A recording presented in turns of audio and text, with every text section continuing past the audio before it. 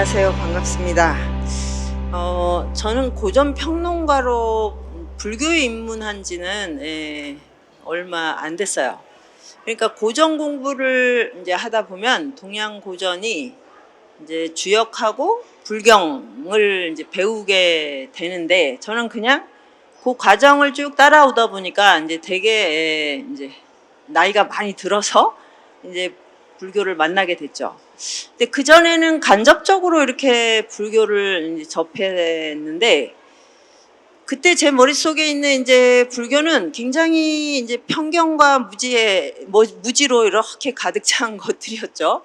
그래서 이제 불교에 들어와서 경전을 읽고 부처님 생애를 보고 하면서 그 편견들이 하나씩 이제 깨져 나가는 경험을 했는데, 그 중에 가장 큰 게 붓다의 사상이 청년의 사상이라는 걸 발견하게 된 거예요. 그래서 일단 이제 제가 공부한 만큼을 가지고 붓다의 생애를 이제 한번 밝혀보는 그런 이제 저술 활동을 한 거고, 그래서 아마 제가 여기에 이제 오게 된 것 같습니다. 그래서 이제 이 청년 붓다라는 책을 쓰게 됐는데, 이거는 붓다의 붓다 평전이죠. 평전인데, 청년이라는 키워드에 이제 포커스를 맞춘 거고, 그거를 구체적인 내용이 뭐냐 그러면 이제 가장 초기 경전에 해당하는 수타니파타에 나오는 바람과 사자와 연꽃, 이 키워드를 가지고 이제 이 책을 쓰게 됐습니다. 이게 무슨 뜻인가? 왜 붓다와 청년이 어떻게 연결이 되는가? 그러면 첫 번째로 이제 부처님이 29살에 출가를 하셔가지고 35살에 성도를 하셨잖아요. 근데 그 예전에는 그걸 들을 때 그냥 뭐 그러려니 했어요. 그냥 부처님은 훌륭한 분이니까 어떤 나이에 깨달았다고 해도 그냥 당연히 그러려니 했는데, 29살? 이게 갑자기 너무 강하게 들어오고 35? 이렇게 이제 이 나이가 굉장히 중요하게 저에게 다가온 게, 제가 이제 그 가미당이랑 남산강학원 같은 그런 그 인문학 공동체를 한 20년 이제 꾸려오고 있거든요. 그럼 거기에 이제 공부하는 사람들이 20대하고 이제 20대, 30대에서 이제 60대, 70대 이렇게 돼 있어요. 2060이 이제 같이 공부를 해요. 근데 이제 어느 때인가부터 우리 사회에서 이제 청년이라는 키워드가 이제 뭐 뉴스에도 많이 나오고 굉장히 이제 시대의 그런 이슈가 됐는데, 이제 저희 그 공부 공동체도 그 20대 청년들이 굉장히 미스테리하더라고요. 이 청년이 지금까지 이 구석기 시대 이래 이런 청년이 있었나? 이런 느낌을 이제 받아서 그걸 이제 굉장히 많이 고민을 하고 있던 차라, 29살, 35, 그럼 지금 청년이잖아. 이제 여기에 이제 굉장히 강하게 그 나이가 환기가 된 거예요. 그래서 이제 저는 그거를 또, 그래, 29살이면 출가하기 딱 좋은 나이고 35이면 깨달음에 이르기 딱 좋은 나이라는 뜻이 아닌가? 이제 이렇게 생각하면서 이제 우리 시대 청년 문제를 이렇게 연결을 짓게 됐어요. 근데 그게 일단 하나고, 근데 부처님은 이제 80세까지 계속 설법을 하셨거든요. 그러니까 35세 깨닫고 45년 동안을 기리해서 설법을 하셨다. 그러면 이제 우리가 보통 이제 철학자나 과학자들의 생애를 보면 천재성을 발휘해서 일찍 어떤 높은 경지에 도달을 해도 그 다음에 계속 변하거든요. 뭐 좋은 쪽으로도 변하고 또 아주 이제 퇴행하는 쪽으로도 변하고 이렇게 변하는데, 이제 또 하나 제가 놀란 지점이, 부처님은 80세에 입적하실 때까지 그 깨달음을 한결같이 일관되게 펼쳤다. 그 사실인데, 그러면은 45년 동안 너무 똑같다. 이러면 이 사상이 이제 좀 매너리즘에 빠지거나 뭐 이러는 거 아닌가. 이제 이것도 이제 굉장히 제가 한 세속적 공부의 어떤 스타일로 접근을 한 거예요.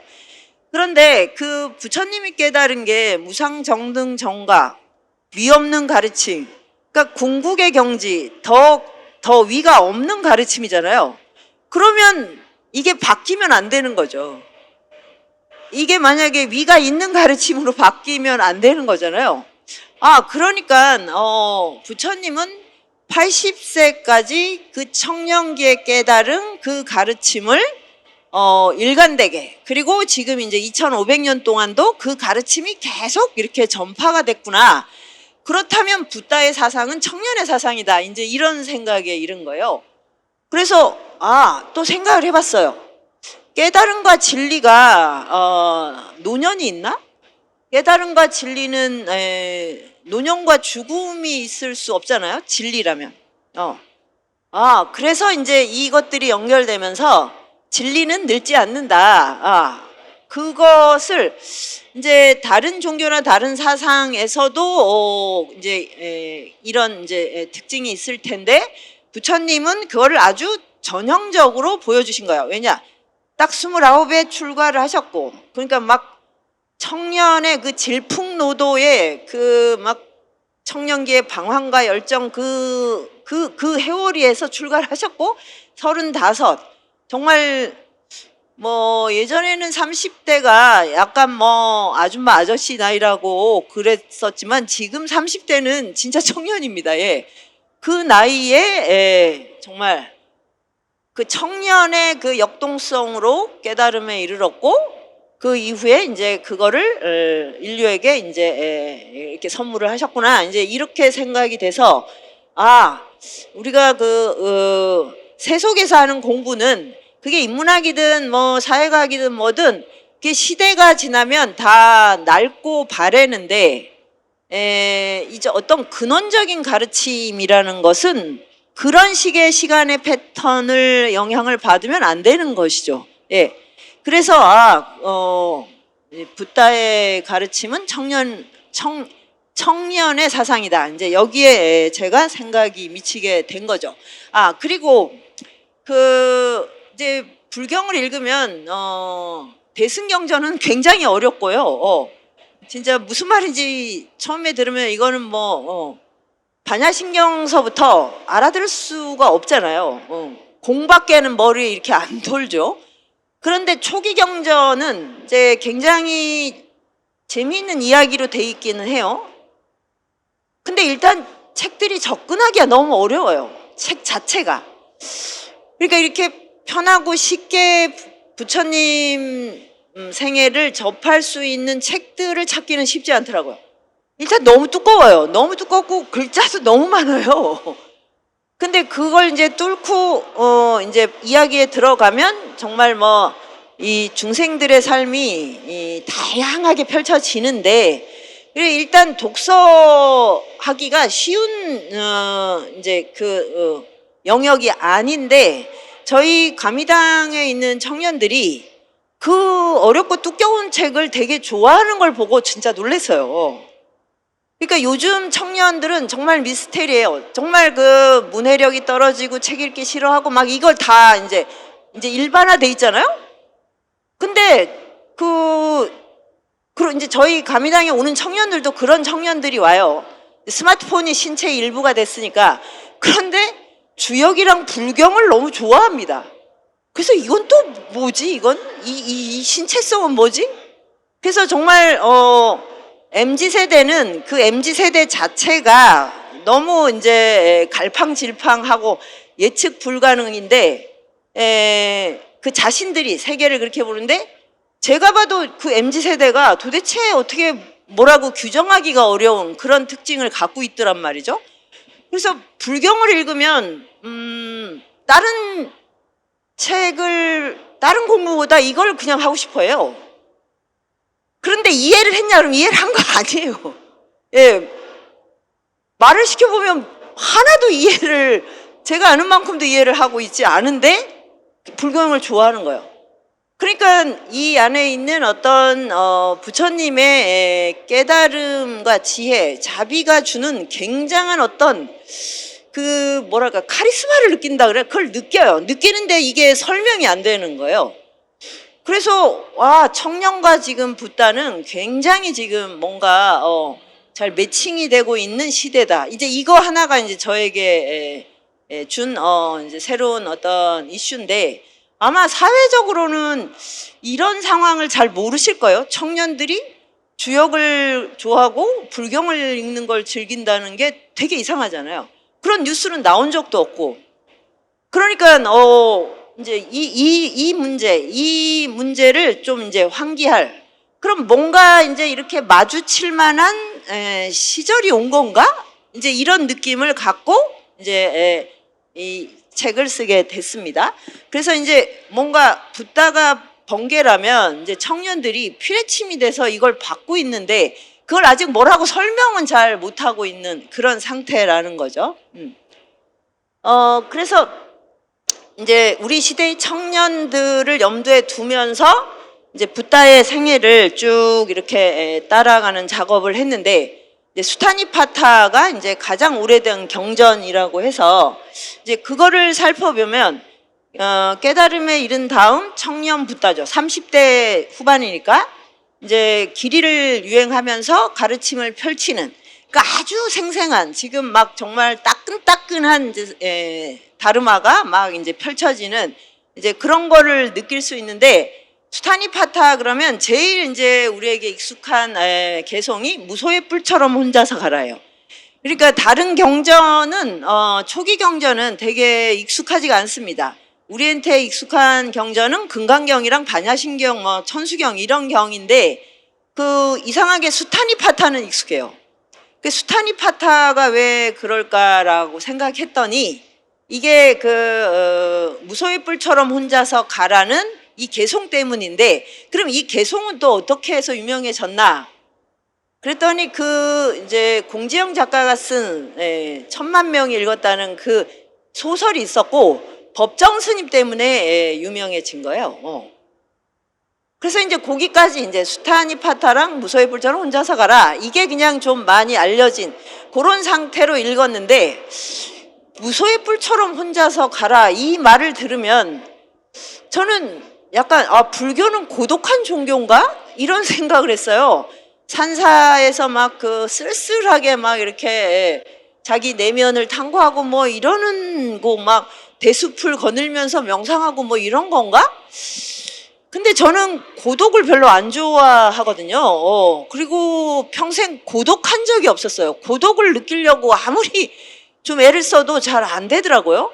그래서 그 고독을 낭만화하는 거에 대해서 조금 불만이 있어서, 왜 혼자서 가지? 친구들하고 같이 가면 좋은데? 이제 이런 정말 무지한 그런 이제 생각을 했는데, 수타니파타를 읽어보니까 저 말은 일단 혼자 가라, 둘이 가라, 셋이 가라의 핵심이 아니고, 그 어디에도 걸림 없이 가라잖아요. 그거요. 그 어디에도 의지하지 않고 어떤 조건에 연루되지 않고 가라, 이거거든요. 그거를 이제 좀 더 구체적으로 하면 그물에 걸리지 않는 바람처럼, 이제 일단 다 이거는 비유인데, 바람은 그물에 걸리지 않죠. 그러면 이거는 거꾸로 얘기하면 뭐냐면, 인간은 그물에 너무 많이 걸려 있어요. 그래서 못 가요.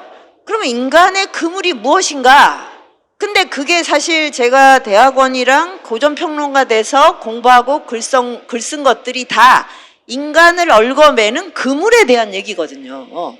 가족이라는 표상, 민족이라는 표상, 또 자기 신체에 대한 어떤 이미지, 돈, 화폐, 이런 것들에 대한 상이 다 그물이거든요. 사실 가상이에요. 그거는 불교를 안 배워도 진짜 그냥 우리가 지금 막 중요하다고 생각하는 화폐와 노동, 그리고 사랑, 연애 이런 거는 진짜 제 언어로 말하면 다 뻥입니다. 그거 인생을 고귀하게 해주는 게 아니에요. 그런데 우리는 거기에 매여 있어요. 왜? 달리 방법을 못 찾아서. 그런 것이니까. 그러니까 혼자 무소의 뿔처럼 가라는 저런 표상의 그물을 깨고 그걸 뚫고 나가라. 그게 이제 이해가 되더라고요. 그 다음에 이제 소리에 놀라지 않는 사자. 그러니까 그래서 아, 사자는 어릴 때부터 그 어떤 큰 소리가 나도 안 놀란대. 깜짝 이렇게. 우리는 여기가 약간만 이렇게도 깜짝 놀라게 돼 있거든요. 생리적으로. 그러니까 그거는 뭐냐면 두려움 없이 가라는 건데, 그러고 보니 너무 두려운 게 많아요. 지금 우리가 뭐 저기 원시인들이 사냥하고 이럴 때 뭐 이제 진짜 뭐 한치의 그런 어떤 방심하지 않고 이렇게 경계하고 해야지 사냥을 할 수 있고 살아남고 뭐 이런 거잖아요. 근데 지금 우리는 굉장히 물질적으로 풍요하고 안전하고 모든 게 굉장히 많이 확보됐는데도 소리만 나면 깜짝깜짝 놀란다고요. 원래 안 놀래야 되죠. 이 정도면 아, 저 정도는 괜찮아. 여기 땅이 흔들려도 한 지금 5점 몇 도 정도네? 아직은 괜찮아. 이래야 되잖아요. 근데 얘가 이렇게 떨어지기만 해도 깜짝 놀란다고요. 그러니까 이게 뭐냐, 무의식간에 어마어마한 두려움을 안고 있는 거야. 근데 이 두려움은 결국은 이제 노병사에 대한 두려움. 그래서 이렇게 잘 사는데도 막 그 미래를 생각하면 다 두려움, 다 불안이잖아요. 예. 그래서 막 끊임없이 보험을 들어야 되고 안전장치를 마련해야 되고 막 지금 근데 죽음은 뭐 보험을 들 수가 없지 않습니까? 그런데 이런 것들을 다 이제 두려움으로 해석하고 있는 건 원시인이나 지금이나 똑같은 거죠.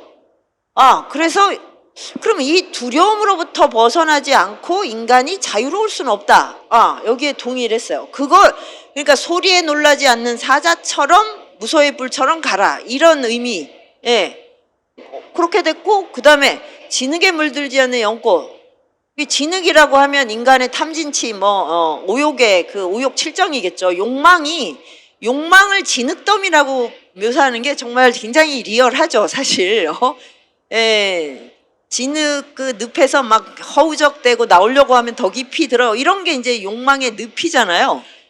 근데 거기서 이제 연꽃을 피울 수 있다. 예. 연꽃은 거기에서만 자란다. 이제 그러니까 욕망을 부정하라 또는 억압하라 이게 아니고 욕망을 정면으로 응시하면서 욕망과 함께 욕망의 새로운 길을 창안하는 거예요. 예. 그러면 거기 연꽃이 핀다. 이제 그래서 뭐 제가 이렇게 이제 하니까 무소의 뿔처럼 혼자서 가라는 이 세 가지. 그러니까 나를 끊임없이 이제 어디에 매이게 하는 표상의 그물.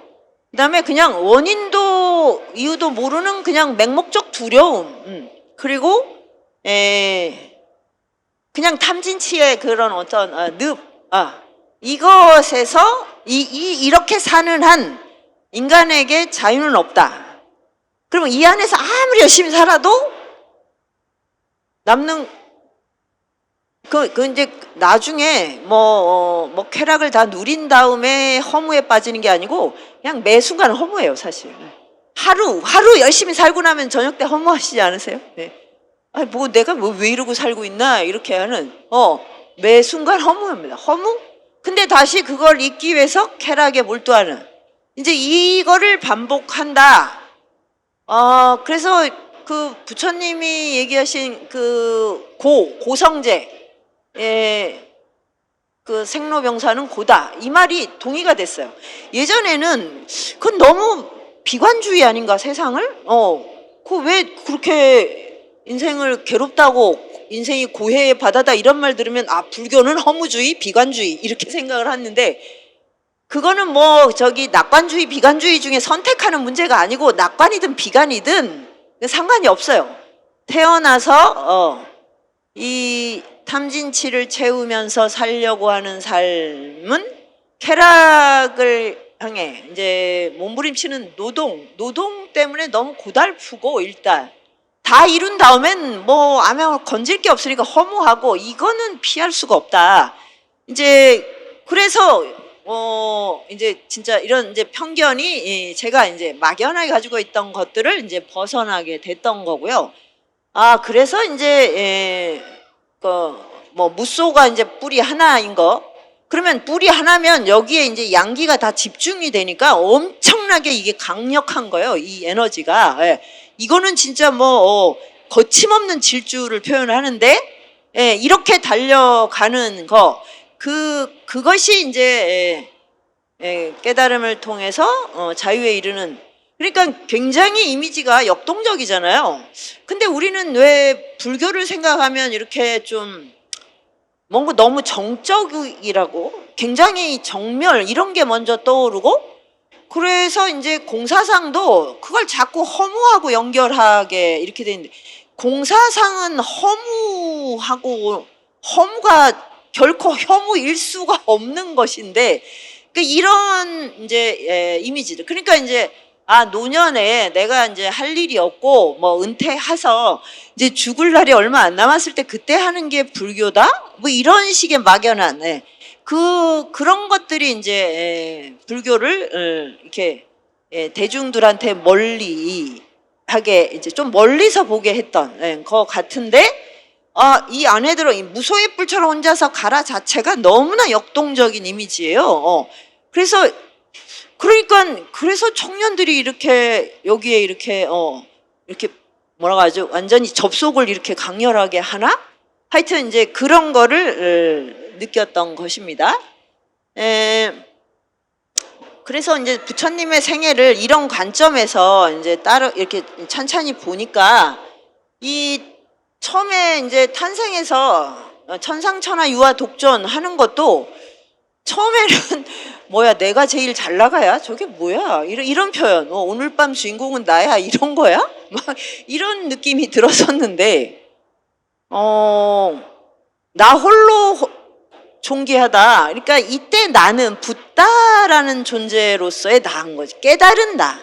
지금 시타르타 왕자로서의 나, 개체적인 나가 아니라 깨달음에 이른 나는 하늘 아래 가장 존귀하다.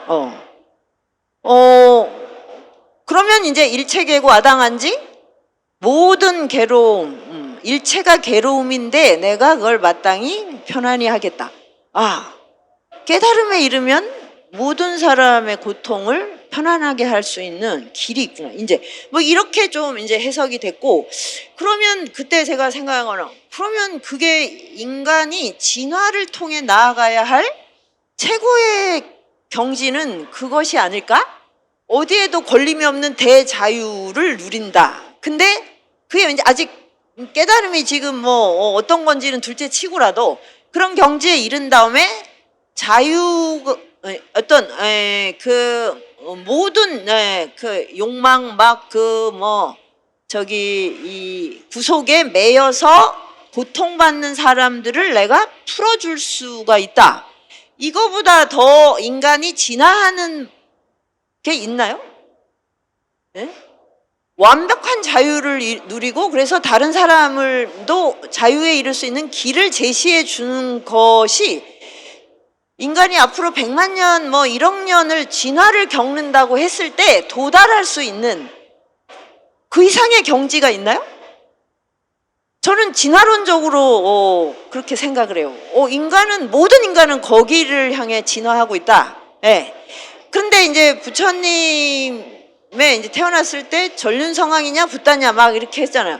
그럼 이 둘 중에 하나를 이제 선택을 이제 해야 되는 거로 그러면 이제 이게 비슷한 어떤 범주라고 생각을 하는데 이거는 좀 아닌 것 같아요. 전륜성왕과 붓다가 이 이항으로 이렇게 묶일 수는 없는 거고요. 그 시대적인 조건상 그 카필라바투 성이 이제 약소국이고 주변에 강대국이 많았고 그러니까 여기 전륜성왕이 나와서 통일을 한다 이러면 그거는 석가족한테는 엄청난 진짜 최고의 그 비전이지만 그거는 전륜성왕이 해야 될 일은 뭐죠? 정복전쟁이에요. 정복전쟁. 정복하고 그다음에 그 흡수 통일한 국가의 그 신민들을 하층민으로 또는 노예로 받아들여서 이 석가족을 풍요롭게 하는 거예요. 그러면 그 전륜성왕한테 자유가 있어요? 맨날 전쟁해야 되는데요? 예? 모든 천하를 다 가졌는데 내가 맨날 전쟁하고 누구 죽이고 죽이라 그러고 그 다음에 데리고 와서 제 노예로 삼아야 되고 그래서 막 시녀 막 뭐 그 뭐야 끌고 다니는 막 뭐 후궁들이 10,000명 20,000명 되고 이건 생각만 해도 이거는 과로 아닙니까? 과로? 여러분? 에? 언제 쉬어요? 밤에도 후궁이 20,000명쯤 되면 언제 쉽니까? 예. 그러니까 이게 어떻게 이거는 진짜 뭐 절대 여러분 그런 길은 선택하지 마세요. 그 말도 안 되는 거예요. 그래서 이제 아쇼카 왕이 그렇게 사람을 많이 죽여 인도를 통일했다가 결국 부처님한테 부처님 제자가 된 게 그건 진짜 사람이 할 일이 아니에요, 사실. 그런데 제가 왜 이 얘기를 하냐면 지금 시대가 어떤 면에선 이런 선택지를 준다는 거죠. 화폐, 자본의 주인이 돼. 자본, 예, 무한히 자본을 증식해. 그게 아니면 이제 그게 아닌 길이 없어요. 그게 아닌 길은. 예. 근데 이걸 화폐를 증식해서 내가 다른 사람이 다 우러러 볼 정도가 되려면 어떻게 해야 됩니까? 노동을 쉬지 않고 해야 되고, 그 다음에 쉬지 않고 투자를 해야 되고, 그 다음에 뭐가 있어야지? 운도 좋아야 돼요. 운도, 재물운이 엄청 좋아야 됩니다. 그리고 그 사이에 친구랑 뭐 이런 이 우정을 나눌 수 있는 기회는 다 박탈되는 거예요. 그거랑 교환할 만한 가치가 있는지도 저는 참 제가 평생 백수로 살아서 그런 계산은 아주 투철합니다. 이게 나를 행복하게 해주는 거하고 교환할 만한 가치가 있어? 이런 거를 사실 늘 계산하거든요. 근데 현대인은 이상하게 굉장히 이기적인데 노동과 화폐를 생각할 땐 너무나 이타적이세요. 자기의 모든 걸 다 바쳐요. 뭐 이렇게까지 헌신과 희생을 하죠? 그러니까 부자가 된다, 슈퍼리치가 되는 건 휴식이 없는 거예요. 우정이 없는 거라고. 근데 그거를 청년들한테, 그게 유일하게 청년들에게 주어진 길이거든요. 어떻게 보면 전륜성황의 코스죠. 그러면 이게 아니면 뭐냐면 다 이제 실패자야. 근데 저는 여기에 이제 청년들이 이것이 이 길이 아닌 것 같아 라고 할 때 이제 할 수 있는 게 붓다의 길이라고 생각합니다. 깨달음의 길은 열려 있거든요. 그러니까 예전에는 경전을 한번 만져볼지도 어려웠어요. 조선시대 같은 경우엔. 근데 60년대도 그래요. 불경을 뭐 어떻게 만져봅니까? 그래서 이제 소수의 그런 이제 성직자나 엘리트 문인들에 의해서만 전파가 된 건데 지금은 유튜브에 가면 모든 강의가 다 있습니다. 예. 전 세계 최고의 영적 스승들의 가르침이 다 있어요. 그러니까 이 디지털은 정말 무한한 화폐 증식과 함께 인간이 갈 수 있는 길을 무한히 열어놨어요. 그런데 문제는 지금 청년들한테 이 길이 하나의 삶의 대안으로 설정이 안 된다. 네. 여기에 지혜의 바다가 있는데 이거는 내 인생하고 아무 상관이 없어. 그러니까 화폐를 쫓아가서 막 그 물질을 막 누가 더 막 그냥 엄청나게 그 누리는가를 막 경쟁하면서 그러느라고 자기 생명력, 청춘의 모든 에너지를 다 쏟아붓게 만들고 그게 아닐 경우에는 그냥 다 자기만의 방에 가서 다 갇혀버립니다. 골방으로 들어가는 거예요.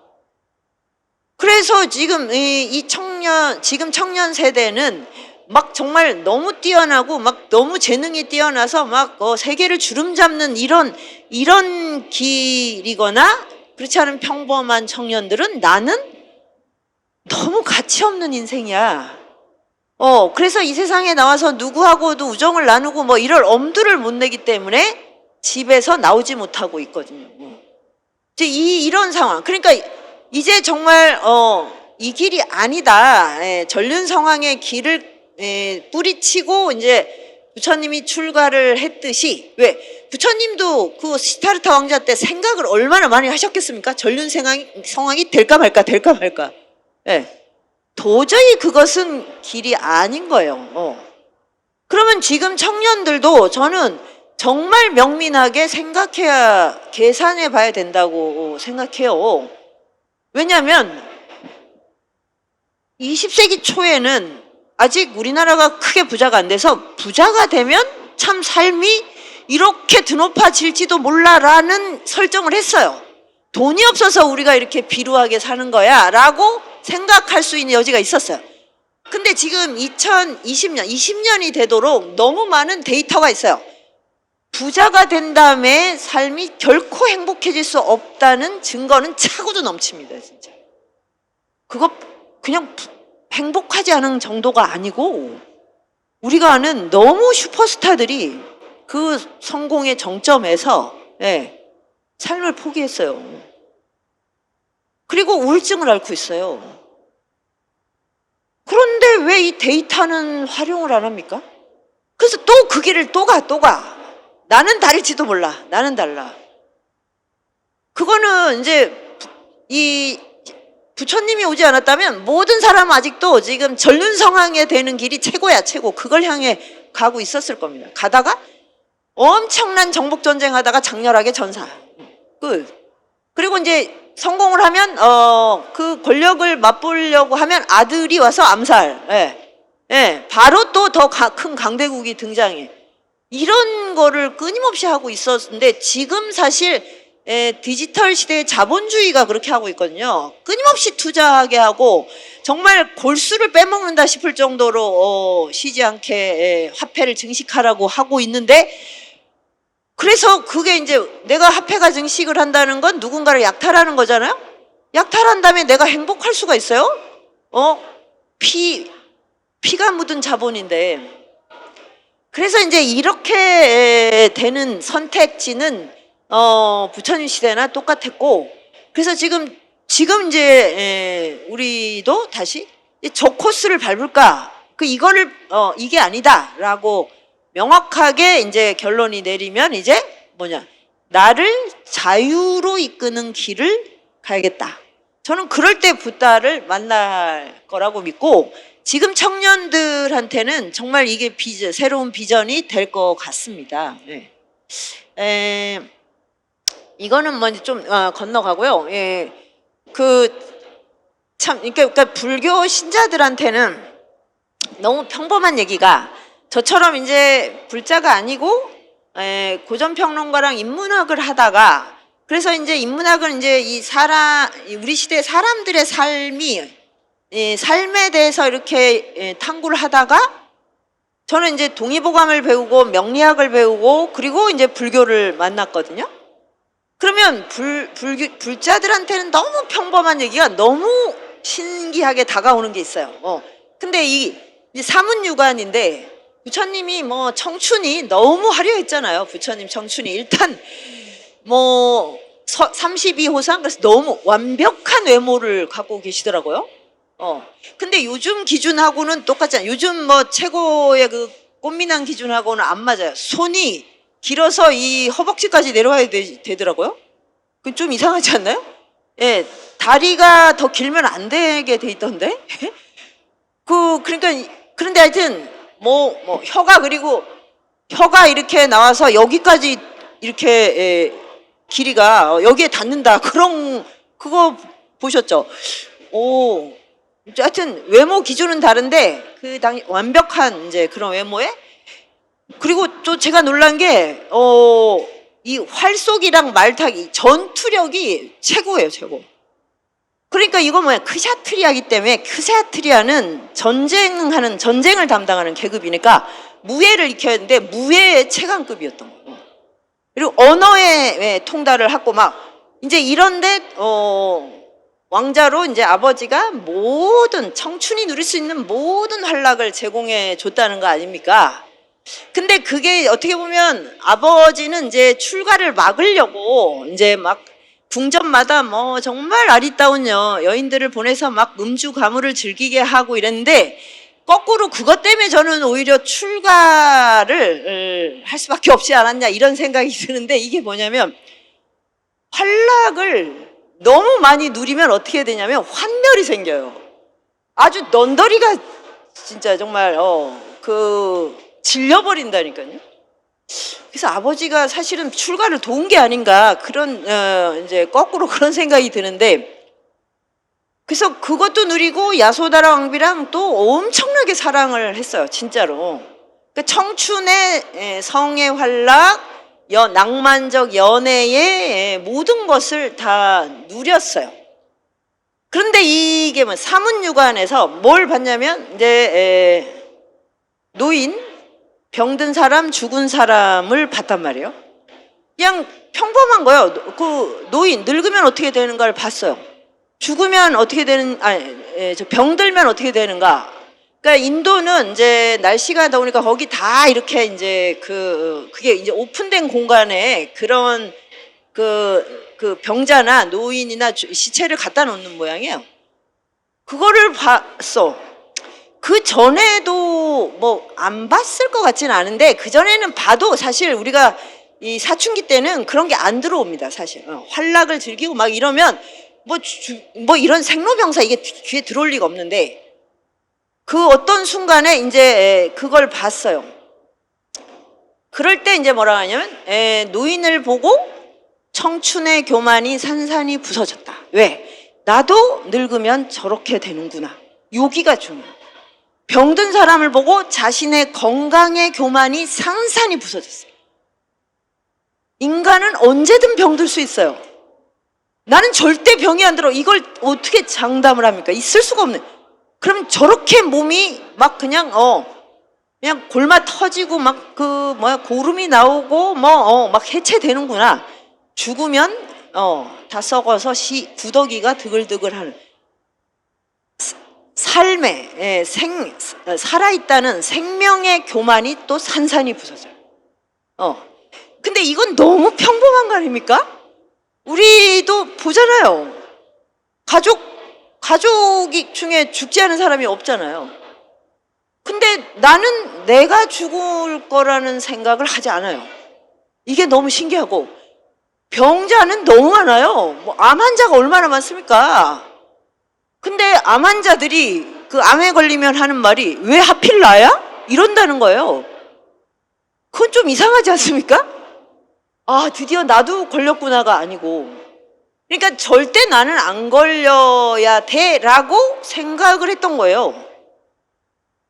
그러니까 노인을 보면, 그러니까 우리가 세대 갈등이고, 또 노인을 보면 내가 늙을 거라는 게 안 느껴진다는 게, 이게 너무너무 신기한 일입니다.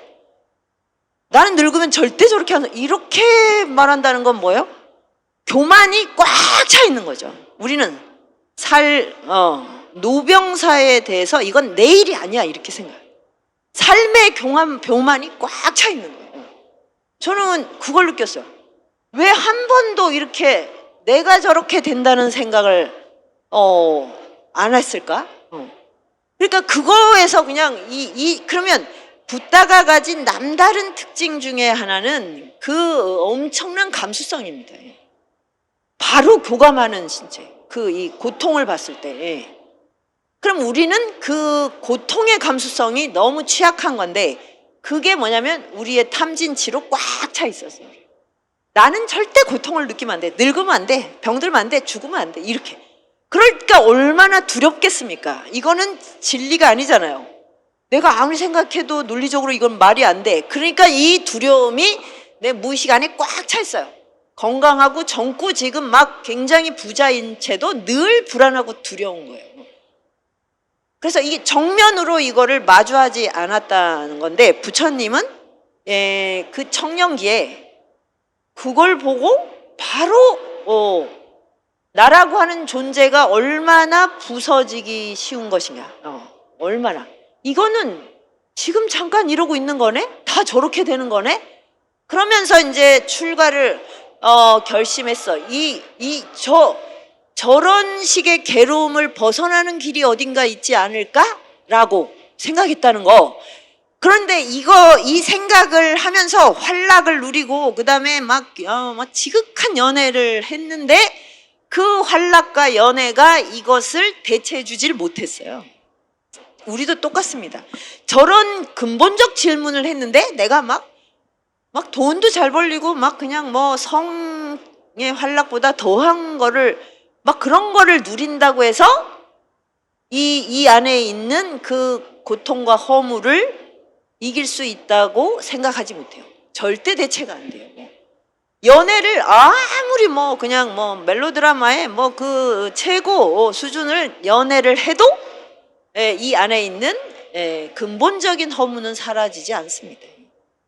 그래서 이제 부처님은 그래서 그런 걸 다 겪었는데도 기어코 출가를 하신 거죠.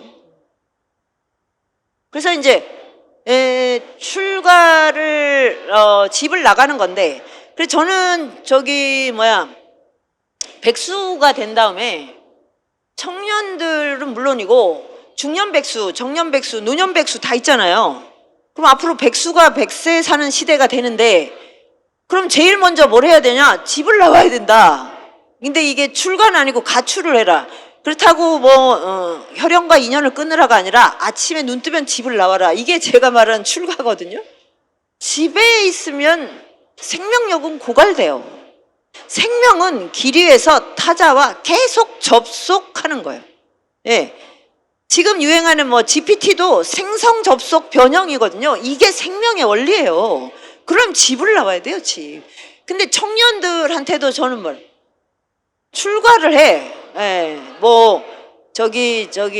스님이 되라는 게 아니고 집을 나와. 부모의 그 그늘을 나와야 돼. 그래야 내 인생이 시작이 돼. 예. 부처님도 일단 성을 나갔어요. 그냥 무조건. 예. 어디 가서 뭘 할까 생각하지 않고, 하여튼 이 노병사의 괴로움을 끊는 길을 찾겠다. 그거 말고는 없이 그냥 나가신 거죠. 그런데 이제 이걸 이제 나가서 이제 여기는 건너가야겠습니다. 이거 얘기하면 이제 시간이 다 돼가서, 그래서 이제 출가를 해서 이제 머리 깎고 옷을 갈아입고 이제 이제 전체적으로 패션을 다 바꾼 다음에 이제 수행을 해야 되는데, 그때 이제 할 수 있는 첫 번째 일은 스승을 찾는 거예요. 스승. 예. 스승을 찾아서 이제 갔는데, 첫 번째가 이제 명상으로 선정에 들어가는 그런 이제 수행을 하는 그 스승 문화에 들어가서 단번에 저기를 통과를 하셨더라고요. 그래서 너무 빨리 이제 스승의 진도를 따라갔어. 그런데 이걸로 어떻게 생로병사의 괴로움을 근본적으로 벗어나지? 아닌 것 같은데, 그래서 이제 떠나려고 하니까 스승이 막 붙들었어. 그러니까 이런 게 또 다른 그물인 거예요. 집은 나온다고 끝나는 게 아니에요. 집 나오는 건 집이라는 그물을 나왔는데 또 그물이 수두룩합니다. 그래서 제가 여기 썼잖아요. 스승은 영웅이자 원수라고. 내 인생을 바꿔주는 영웅이지만 내가 이제 더 한 걸음 나가겠다, 다른 길을 가겠다고 할 때 붙드는 존재거든요. 그래서 이제 이 부처님의 스승들도 막 붙들고 막 그냥 자기랑 같이 계속 여기서 이걸로 그냥 이제 가르침을 펼치자, 이제 동업을 하자, 이런 얘기죠, 사실. 근데 그거를 뚫고 나오고, 그 다음에 이제 가서 또 다른 이제 스승을 찾아갔다가 그렇게 하고, 나중에 이제 명상 선정은 됐고 이제 고행을 하겠다. 그래, 고행을 6년을 하셨더라고요. 예. 와, 그래서 이제 그 고행 6년이 정말 진짜 이 몸에 있는 모든 업을 바꾸는 그런 과정이라는 걸 이제 알게 됐어요. 고행으로 깨달음에 이르시지 않은 게 참 다행이죠. 만약에 고행을 해야 돼, 굶어야 돼, 숨을 참아야 돼, 옷을 입지 못이 박힌 침대에서 누워야 돼, 이런 거, 이게 만약에 아주 중요한 노하우로 만약에 설정이 됐으면 이후에 불교 신자들은 다 그걸 해야 되지 않습니까? 자, 그런데 하여튼 이제 마지막에 이제 이 고행까지 끝내고 보리수 아래 이제 딱 앉으실 때, 그때 진짜 이제 정말 무소의 뿔처럼 혼자서 가라의 마지막 단계에 오신 거죠. 그래서 이제 여기서 마지막 이제 승부인데, 저는 이 마왕을 불러내서 한판 승부를 하는 대목이 정말 인상적이었어요. 그러니까 욕망의 밑바닥에 있는 그거를 이렇게 현연하게 한 다음에 맞짱을 뜨는 거예요. 그러니까 절대 그걸 비켜가서는 안 됩니다. 예. 자, 이때 하여튼 이제 그렇게 돼서 깨달음에 이르렀는데, 이제 그 다음에는 이거를 펼치러 가셔야 되잖아요. 그 장면은 진짜 이제 나는 자유를 얻었는데 중생들은 저 늪에 빠져 있어. 그러나 저기서도 연꽃이 피어날 수 있다. 그 이제 어떤 희망을 가지고 이제 설법을 하러 가십니다. 자, 이제 그래서 45년간의 이제 설법을 펼치고 이제 열반에 드셨는데, 마지막으로 제가 말씀드리고 싶은 게, 그러면 이제 그 깨달음에 이르는 과정은 정말 거침없이 어떤 거 모든 나를 가로막는 거를 헤쳐서 그 지점에 갔어요. 그런데 이제 그 법륜을 굴려서 이제 제자들을 만나고 승단을 꾸려서 이제 제자들과 함께 길이에 나서는 그때 나오는 대목 중에 저는 이게 너무 감동적이었어요. 그 다음에도 계속 혼자 가라고 하실 것 같았는데, 좋은 법과 함께 가라. 그래서 이제 이 말, 벗이란 무엇인가? 동쪽 하늘에 떠오르는, 동쪽 하늘을 물드는 그 빛이다.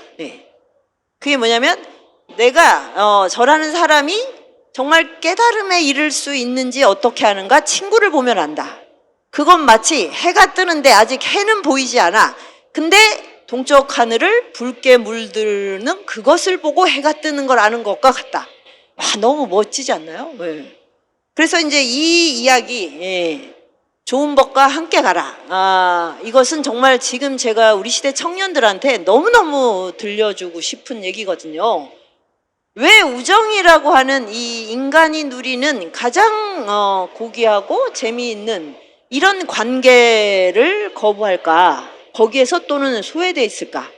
우정은 모든 철학자들이 이 우주를 춤추게 하는 파동이라고 이름했습니다. 친구가 없는데 내 삶이 좋은 삶이 될 수 없고요. 일단 재미있게 살 수 없습니다. 그래서 진리와 우정은 하나구나. 무소의 뿔처럼 혼자서 가라가 진리를 향한 거침없는 질주라면, 그 다음에 그 진리를 펼칠 때는 좋은 법과 함께 가라는 우정의 파노라마. 이렇게 연결되는구나. 그래서 저는 우리 시대의 그 청년들에게 부처님의 이 가르침을 삶의 하나의 어떤 지도로 삼게 되기를 바라는 마음으로 이제 이 책을 쓰게 됐습니다. 이상입니다. 감사합니다.